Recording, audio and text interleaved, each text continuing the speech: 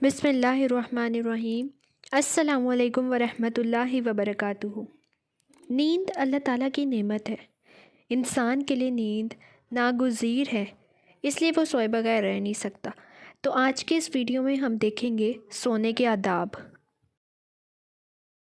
نیند اللہ تعالیٰ کی نعمت ہے۔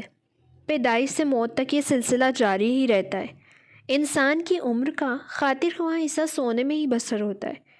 عقل مند وہ ہے جو اسلام کے سونے کے آداب کو اچھی طرح سمجھتا ہو، کیونکہ اس کی وجہ سے نیند میزان میں وزن کی ضمانت بن جائے گی۔ وہ ایک ایسی عبادت بن جائے گی جس پر ثواب ہوتا ہے، اور وہ زندگی کے ماہ و سال میں ہونے والی کمی کا بدل بن جائے گی۔ اس کے بارے میں ابن عمر رضی اللہ عنہ کہتے تھے، میں اپنی نیند پر اسی طرح ثواب کی امید رکھتا ہوں جیسے میں اپنے قیام اللیل پر اجر کی امید رکھتا ہوں۔ ذیل میں سے نیند کے وہ آداب جو نیند کو ایسی عبادت بنا دیں گے جس پر ثواب ملے گا انشاءاللہ۔ سوتے وقت صالحہ نیت کرنی چاہیے کہ اس سونے سے بدن کو جو آرام ملے گا وہ میرے اندر یہ استطاعت پیدا کرے گا کہ میں اپنے رب کی عبادت کے لیے اٹھ جاؤں۔ اس نیت کے ساتھ نیند اور آرام ایسی عبادت بن جائے گی کہ ثواب ملے گا۔ اکیلے نہیں سونا چاہیے، کیونکہ رسول اللہ صلی اللہ علیہ وسلم اکیلے رات بتانے یا سفر کرنے سے روکتے تھے۔ جب انسان اکیلے رات گزارتا ہے تو شیطان اس سے کھیلتا ہے، اسے ایذا پہنچانے ڈرانے کی کوشش کرتا ہے۔ انسان جب تھک کر سو جاتا ہے تو بعض اوقات اسے دوسرے کی مدد کی بھی ضرورت پڑ سکتی ہے۔ مومن کے لیے واجب ہے کہ وہ ہر حال میں سنت کو لازم پکڑے۔ جس چھت پر کوئی دیوار نہ ہو اس پر سونے سے بچنا چاہیے۔ وہاں جاگنے کی حالت میں بھی انسان احتیاط کرتا ہے، تو سوتے ہوئے ایسا کیسے ہو سکتا ہے کہ وہ کروٹ لے اور چھت سے گر کر مر جائے؟ یہ اس وجہ سے کہ اپنے نفس کو خطرات سے بچانا انسان کی ذمہ داری ہے۔ جہاں لوگ دیکھیں وہاں نہیں سونا چاہیے، کیونکہ راستے میں یا پھر کھلی جگہ میں جتنا بھی اپنے آپ کو لپیٹ کر سوئیں گے اس کا امکان رہتا ہے کہ نیند کے دوران اس کا ستر کھل جائے گا۔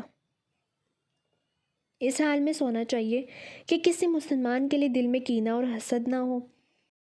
یہ بھلائی کی خصلتوں میں سے عظیم خصلت ہے جس پر اللہ تعالیٰ نے اجر عظیم کا وعدہ کیا ہے۔ انسان کے لیے واجب ہے کہ جب وہ بستر پر آئے اس کا دل ہر مسلمان کے کینے اور حسد سے پاک ہونا چاہیے۔ جو شخص کینے اور حسد سے خود کو بچا لیتا ہے وہ انشاءاللہ تعالیٰ اہل جنت میں سے ہوگا۔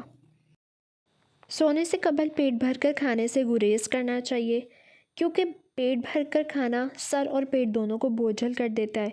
لمبی نیند آتی ہے اس کی وجہ سے، اور بار بار ایسا کرنے سے انسان کی صحت کو بھی نقصان پہنچتا ہے۔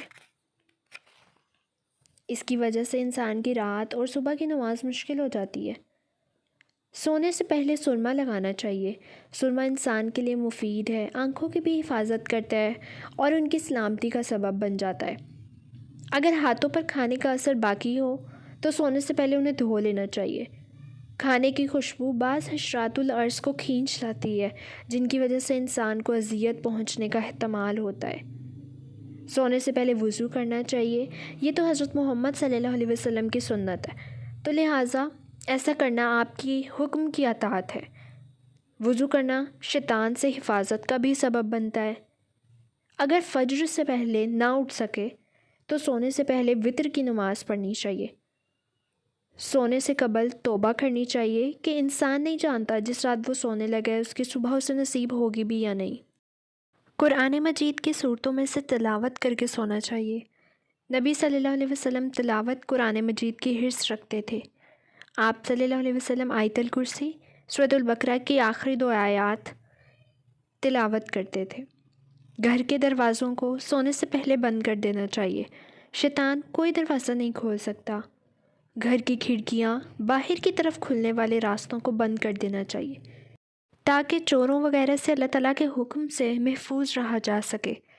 سونے سے پہلے چراغ، روشنیاں اور آگ بجھا دینی چاہیے۔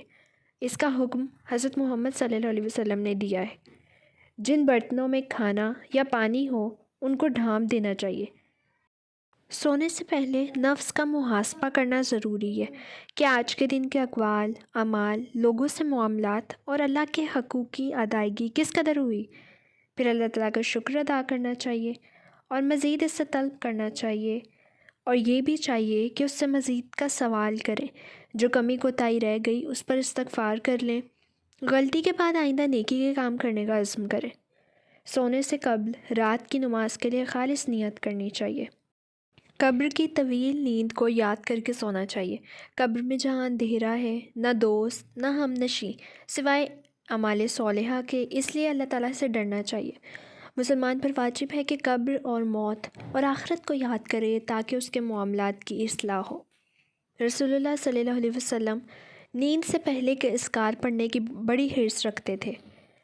رسول اللہ صلی اللہ علیہ وسلم یہ دعا کر کے سوتے: اللہم بسمک اموت و احیا، اے اللہ میں تیرے ہی نام سے مروں گا اور اسی سے زندہ ہوں گا۔